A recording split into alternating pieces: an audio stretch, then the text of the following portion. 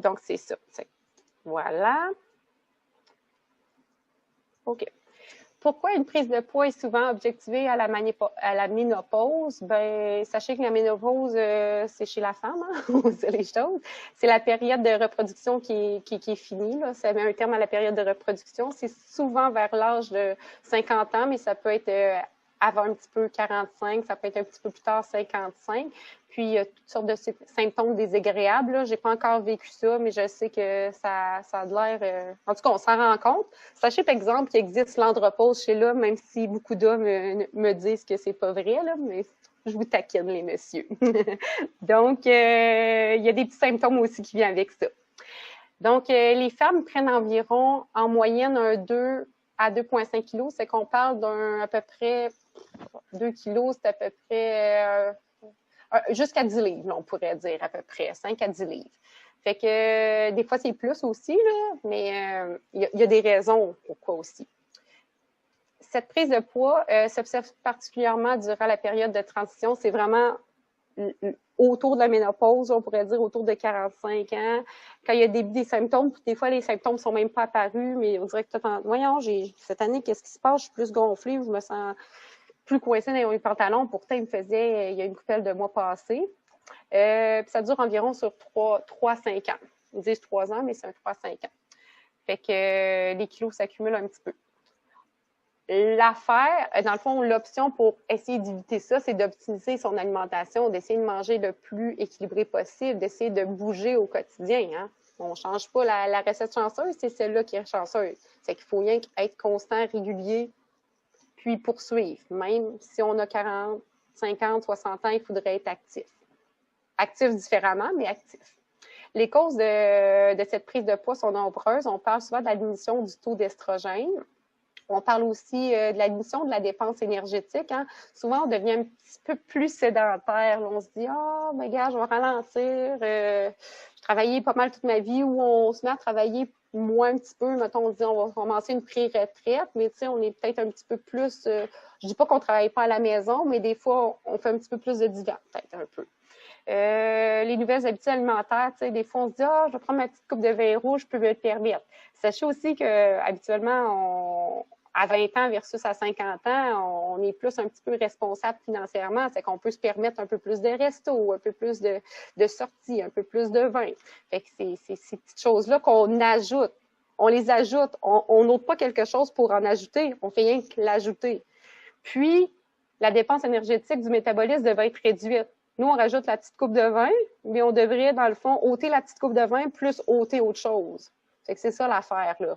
Puis aussi, chez l'homme aussi, il peut y avoir une prise de poids. Sachez-le aussi que le métabolisme, il faut qu'il soit réajusté. Puis, la perte de masse musculaire qui vient avec le vieillissement normal. C'est pour ça qu'il faut essayer de bouger un petit peu davantage. Ou en tout cas, de poursuivre à bouger. L'hormonothérapie, des fois, elle a un effet variable sur le poids. Ça peut amener aussi un certain gain, mais sachez que si on a une alimentation quand même équilibrée, qu'on essaye d'écouter nos signaux de faim de satiété, qu'on bouge le moindrement, qu'on s'hydrate bien, puis qu'on retire peut-être un aliment superflu, dans le fond, en théorie, on devrait...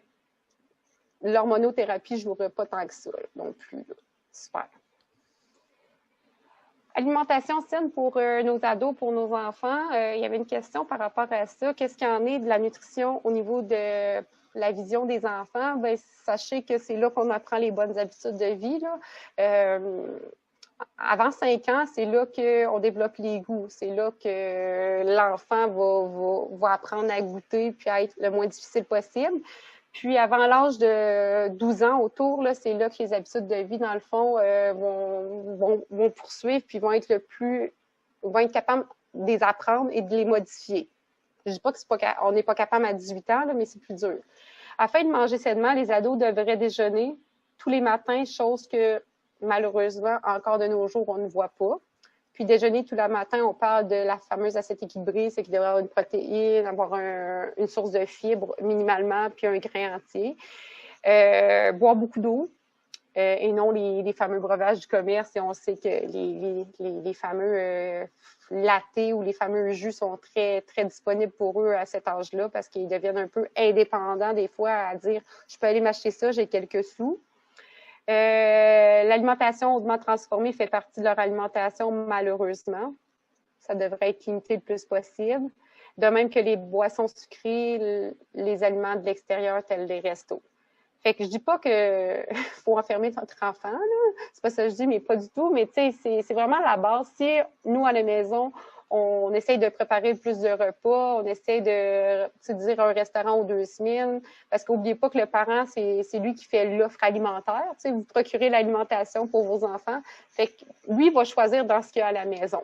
C'est pas grave d'avoir une boîte de biscuits Oreo, mais il n'est peut-être pas nécessaire d'être dans le panier d'épicerie à chaque semaine.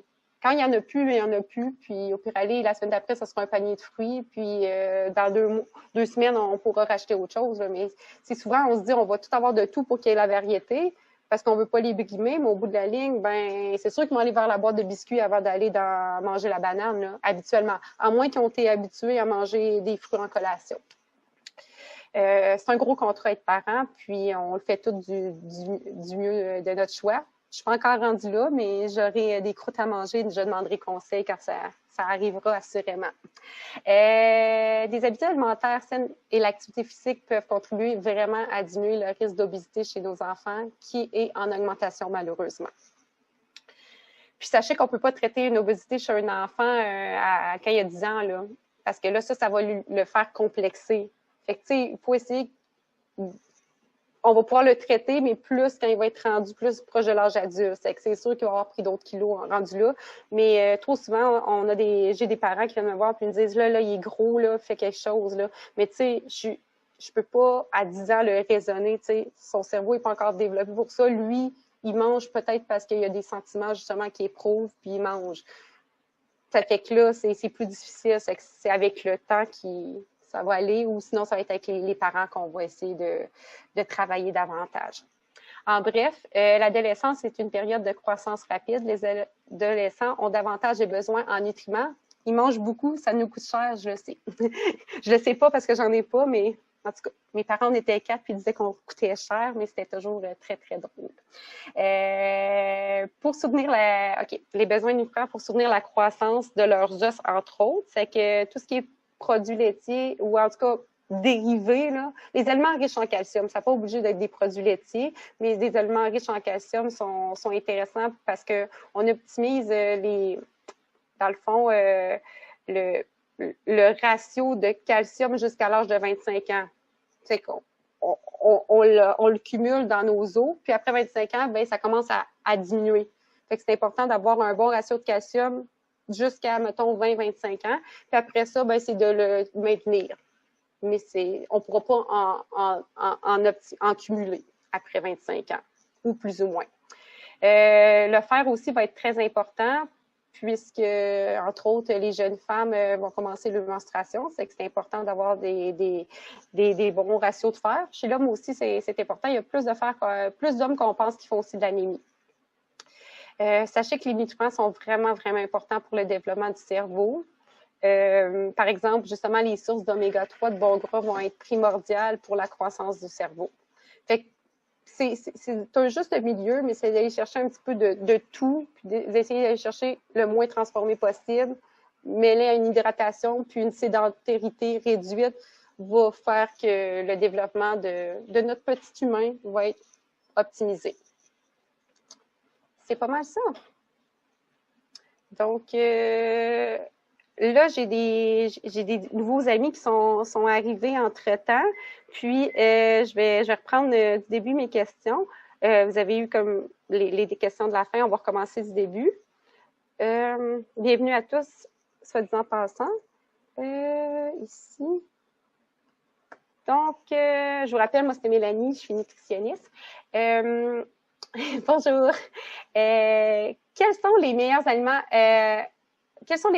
pour maximiser la perte de poids? J'avais reçu cette question-là de votre part. Donc, en gros, je pourrais vous en parler beaucoup, mais on va y aller avec des aliments dits coupe-faim, des aliments dits rassasiants. en quoi ça consiste un aliment rassasiant, un aliment coupe-faim? C'est des sources de protéines habituellement le moins transformées possible, mêlées, mixées avec un aliment riche en fibres. Donc, des protéines saines, c'est pas des protéines transformées du commerce, telles, mettons, la charcuterie, le bacon, le jambon, le saucisson, ces choses-là. On essaie d'aller plus vers des protéines, soit dans le groupe des produits laitiers, on va aller vers des produits laitiers allégés, c'est qu'on ne va pas vers un yogourt méditerranéen qui est super bon goût, mais qui est 12%. On va y aller plus avec un yogourt grec, pas nécessairement du 0, mais 0,2. Puis un yogourt grec, sachez que c'est jusqu'à 3 fois plus protéiné qu'un yogourt régulier, un petit peu moins de sucre, habituellement, ou la même teneur en sucre, mais au moins plus de protéines. Puis si on prend du yogourt nature grec, c'est vraiment optimal. On a aussi le fameux fromage cottage qui est intéressant. Mettons, la gamme de fromages Bergeron, il y en a du 6% qui est très savoureux. Habituellement, les fromages 6% sont comme caoutchouteux. Celui-là, il est quand même très intéressant. Moi, c'est un de mes coups de cœur du quotidien, là, je vous dirais. Ricotta est intéressant aussi. Tout ce qui est volaille va être intéressant. On va parler plus souvent de la poitrine, par exemple, que de la cuisse. Mais la cuisse peut être intéressante. Il faut juste s'assurer d'avoir dégraissé notre volaille, c'est de ne pas manger la peau.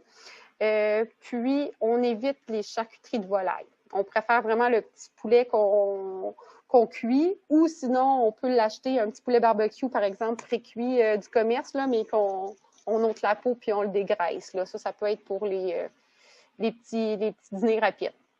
Pour faire un sandwich au poulet à la place de se faire un sandwich, mettons, à la charcuterie de jambon. Tout ce qui est boisson de soya non sucré peut être aussi une source de protéines intéressante qui est comparable au lait. Sachez que les boissons de soya sont autant protéinées que la boisson laitière régulière. Par contre, tout ce qui est boisson d'avoine, boisson de riz, boisson d'amande, qui est très populaire, c'est des boissons qui sont très faibles en protéines. C'est que c'est pas une source majeure de protéines, malheureusement. Je dis pas de pas en consommer. C'est juste que si on veut maximiser, dans le fond, une perte de poids avec un coupe-faim, il faut avoir des protéines. Fait que si on prend quelque chose qui n'a pas beaucoup de protéines, ben, on va avoir faim plus rapidement, donc on va manger plus, donc on va manger plus de calories. Il existe aussi du lait de 18 grammes de protéines là, qui est sur le marché, qui est préfet. Sinon, bon, on peut se servir de poudre de protéines aussi de temps en temps. Au niveau des viandes et substituts, d'autres sources de protéines saines, on parle de noix, on parle de toutes sortes de graines. On essaye d'avoir des noix et des graines non salées idéalement, pas d'enrobage de yogourt, de chocolat, de poudre de barbecue, parce que soit que c'est du sel, du gras ou du sucre ajouté. On y va vraiment à la base. On peut justement mettre du chia dans notre yogourt, mettre du chanvre dans nos salades, mettre de la graine de tournesol peu importe, dans notre compote de fruits ou manger ça dans notre paume de main. Une portion de noix ou de graines devrait être à peu près l'équivalent d'une paume de main fermée. C'est qu'on parle à peu près d'un quart de tasse au maximum. C'est qu'on évite de piger dans le gros plat de cajou en faisant notre travail parce qu'on vide le plat. C'est une bonne source de protéines, c'est une bonne source de fibres, c'est une bonne source de gras, mais en quantité modérée. Sachez aussi que les œufs, c'est des bonnes sources de protéines, qu'ils soient marinés, vinaigrés, là, par exemple, qu'ils soient tournés ou peu importe, qu'ils soient à la coque, c'est des sources pratiques que vous pouvez vous avoir préparé les journées précédentes qui vont rester intéressantes. Là. Moi, souvent, je me cuis une demi-douzaine d'œufs au début de la semaine, puis je varie en salade, en sandwich, en déjeuner le matin. Ça peut être même une collation vite fait. Les sardines sont des petits poissons qu'on n'utilise pas beaucoup ici en Occident, mais qui sont très, très fortement consommés en Méditerranée. Puis on sait que la diète méditerranéenne est quand même très, très intéressante au niveau de la gestion pondérale, de la santé cardiovasculaire. Fait que ça pourrait être une découverte pour vous. Puis c'est le fun, c'est un petit format pratique. On essaye de prendre, par exemple, des conserves réduites en nitrite ou en sodium. Le tofu aussi peut être une belle source de protéines, qu'il soit tofu soyeux qu'on rajoute à nos smoothies ou qu'on mange en petit pudding ou tofu, mettons, style Général Tao, mais sans la panure et la grosse friture. L'édamé est une source est un légume, mais un légume protéiné qui a tendance à aller aussi dans la classe des légumes légumineuses. C'est un petit légume qui ressemble à un petit pois, là. On retrouve souvent ça dans nos fameux Pokéballs. Fait que ça, là, des fois, moi, j'ai fait comme me prendre, je sais pas, une demi-tasse pour dire de quoi. J'ai mis un petit peu vapeur au micro-ondes. Puis, des fois, je rajoute un petit peu, mettons, de paprika ou d'épices, dans le fond, salées sans sel, là, du genre de Madame Dash. Puis, je mange ça comme des bonbons. C'est mon petit popcorn. Ça pourrait être intéressant. Puis, les fameuses légumineuses, très intéressantes, mais pas assez consommées selon moi. Sachez que les légumineuses, c'est une source de protéines et de fibres. C'est que c'est un combo 2 pour 1. C'est rare que quelqu'un va consommer plus d'une tasse de légumineuses à un repas puis va pas se sentir rassasié. Puis ça va être sur une longue période. Fait que ça peut être intéressant d'en rajouter dans nos repas, soit un repas végétarien ou faire des repas semi-végétariens. Fait que, mettons, notre pâté chinois, réduire notre viande rouge, mettons, à place d'utiliser une livre de steak haché, ben, tu utilises une demi-livre, puis tu mets vraiment une demi-tasse d'haricots rouges pour dire de quoi. Vous pouvez les utiliser en conserve, les légumineuses, mais rincez-les comme il faut. Sinon, ben, il faut rien que les faire tremper habituellement pour les consommer, puis que ça soit moins dommageable à votre estomac, parce que une légumineuse, souvent les gens n'en consomment pas parce qu'ils me disent que ça cause des gaz, des flatulences, mais au bout de la ligne, c'est souvent le style de cuisson. Si on les a pas trempées avant, ça va augmenter les problématiques intestinales. Puis aussi, c'est d'habitude notre estomac à ce type de fibre-là qui est très, très, très riche, cet aliment qui est très, très riche en fibres. C'est juste pour ça. Des sources de fibres, il y en a en légumineuses, mais il y en a dans tous les fruits et les légumes, qu'ils soient frais, surgelés, c'est intéressant de les consommer. On peut aussi les consommer sous forme, mettons, en compote de pommes. Sachez qu'il y a 2 grammes de protéines par petite compote de pommes, c'est mieux que rien. Si on les prend en conserve comme une petite salade de fruits, ben essayez d'égoutter vos fruits ou de prendre au moins la salade de fruits dans du jus et non dans le sirop. On dit non au sirop, on y va avec le jus. Puis si vous les prenez dans l'eau, sachez que l'eau est édulcorée, donc ils mettent un sucre artificiel dedans. Que moi, j'ai une opinion pas très favorable en ce type de sucre, c'est que j'égouterais mon fruit, tout simplement. Sachez aussi qu'il y a beaucoup de fibres dans tout ce qui est avoine, c'est que ça peut être un pain d'avoine, ça peut être un gruau pour déjeuner, ça peut être de faire des muffins au gruau aussi. Le psyllium, il existe en céréales, il existe en fibres, en céréales ou en poudre. On peut en rajouter dans nos salades, on peut en rajouter dans nos smoothies. Puis, essayer de privilégier tout ce qui est grain entier en termes de pain, de pâtes, ça va être très intéressant, favorable pour votre santé digestive, intestinale, et meilleure gestion pondérale aussi, et meilleure gestion au niveau de votre sentiment de faim et de satiété. Fait que, il y en avait beaucoup à dire là-dessus, puis c'est vraiment des choses qui reviennent souvent dans mes consultations, mais qui sont primordiales. Comment augmenter ma masse musculaire? Il y a beaucoup de choses aussi encore à dire, mais sachez que l'organisation, c'est la base. Il faut être organisé dans notre vie tout simplement pour arriver dans notre travail, dans notre couple, dans nos relations, dans notre assiette. Fait que l'organisation, c'est le frame, puis après ça, on y va. Il faut être le plus constant possible. Fait qu'il faut essayer d'être le plus constant et régulier. Ça veut dire qu'on essaye de manger à des heures qui sont similaires au quotidien. On écoute notre corps. Si on n'a vraiment pas faim, ben on peut un petit peu déplacer, mais on n'est pas supposé de sauter un repas. C'est que l'horaire prandial, c'est ça. C'est une horaire qui est quand même assez spécifique au niveau des repas. Les collations peuvent être toujours optionnelles et ne sont pas obligatoires, mais les repas, en théorie, après un réveil, on devrait avoir un petit ingestion, un déjeuner. Après ça, ben un dîner, dans le fond, ou en tout cas une collation protéinée, fibre devrait arriver et un souper, parce que habituellement, c'est des besoins du corps, à moins qu'on ait une problématique X, Y, Z, là. Mais si on est des gens en santé, habituellement, on a environ 3 repas par jour, idéalement, selon l'assiette équilibrée qui apparaît sur l'image ici. Le sommeil est primordial. On cherche à viser un 7h30 minimal, un 8h, 8h30 optimalement par nuit, et cela tous les nuits. Fait que, puis à dormir à des horaires plus stables. Réduction des sources de stress pouvant être contrôlées, bien évidemment. Une hydratation quotidienne, on cherche à viser un 2 à 3 litres, c'est qu'on parle d'environ 8 à 10-12 verres par jour. La femme, c'est plutôt 2 litres. L'homme, ça va aller plus vers 3 litres. On en perd beaucoup, hein. On s'en rend pas compte, mais on perd beaucoup d'eau au quotidien. Ça fait que c'est important de se réhydrater avec de l'eau et non avec n'importe quel breuvage qui peuvent nous emmener un plaisir sur le moment. Comme un jus sur le coup, c'est bon, mais c'est plein de sucre. C'est comme, ça va amener des calories, donc une gestion de poids plus difficile si on prend des jus souvent, puis une gestion de masse musculaire aussi plus difficile. Assiette équilibrée, l'assiette qui est, dans le fond, qui est démontrée sur l'image, c'est l'exemple de base pour pas mal tous. Quand on commence, on cherche à atteindre le quart et la demi en légumes.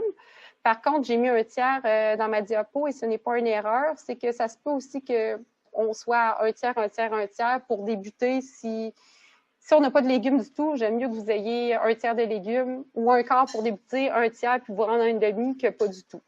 Puis aussi, ça dépend beaucoup, là, mais chez les gens qui s'entraînent beaucoup, des fois, je vais modifier un petit peu l'assiette à un tiers. Les entraînements, habituellement, on cherche un entraînement minimum de 4 à 6 fois par semaine si on veut gagner de la masse musculaire. C'est le minimum pour y arriver. En bas de ça, c'est difficile.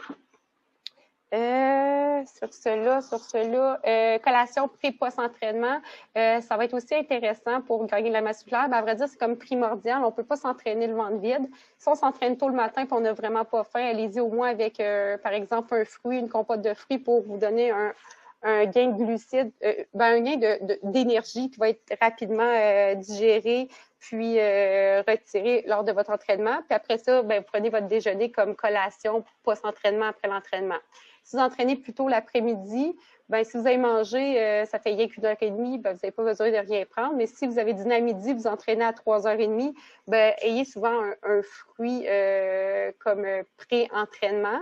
Puis après ça, ben, vous allez vous entraîner, hydratez-vous, puis ça sera soit votre souper ou une petite collation protéines fibres, là, par exemple un verre de boisson de soya ou un morceau de fromage avec une poignée de cerises.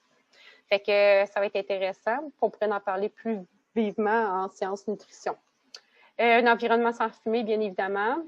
L'alcool, il faut que ça soit occasionnel. Sachez que les plus grands athlètes ne consomment pas vraiment d'alcool, mais surtout pas dans le période, en tout cas, de tournoi ou de grand effort, puisque l'alcool fait l'effet inverse au niveau de la masse musculaire, elle la détruit à place bien sûr de l'augmenter. Réduire toutes les sources de sucre ajouté. Souvent, on en voit sur, on peut accéder via les étiquettes sucre ajouté ou sans sucre ajouté, mais lisez aussi l'étiquette. Soyez conscient que le premier ingrédient est toujours en plus grande quantité. C'est que si on voit sucre, glucose, sirop dans les premiers ingrédients, on évite ça. En partant, tout ce qui est breuvage avec un goût, habituellement, c'est du sucre. Tout ce qui est céréales transformées du commerce, habituellement, c'est du sucre. Tout ce qui est petits gâteaux, bien évidemment, c'est du sucre. C'est qu'il y a beaucoup d'aliments qui sont ajoutés en sucre, même si c'est des aliments salés. Sachez-le. Réduire les aliments prêts à manger à la consommation. On est des gros consommateurs de restos, de take-out. Surtout en pandémie, on s'est habitué à faire des take-out. C'est qu'on va faire attention. Il faudrait limiter ça à max une fois par semaine, puis idéalement aux 2 semaines un restaurant. Puis encore là, pas aller vers les tables d'hôtes, puis le vin, puis l'entrée, puis ça finit pas. Il faudrait faire des choix. Je prends une coupe de vin, je ne prendrai pas de dessert. Des choses comme ça. Au restaurant. Réduire les breuvages du commerce, bien entendu, puisqu'ils sont bourrés de sucre. Habituellement, tout ce qui est, mettons, les fameux Tim Hortons, là, ça, c'est bourré de sucre, puis c'est trop populaire, selon moi.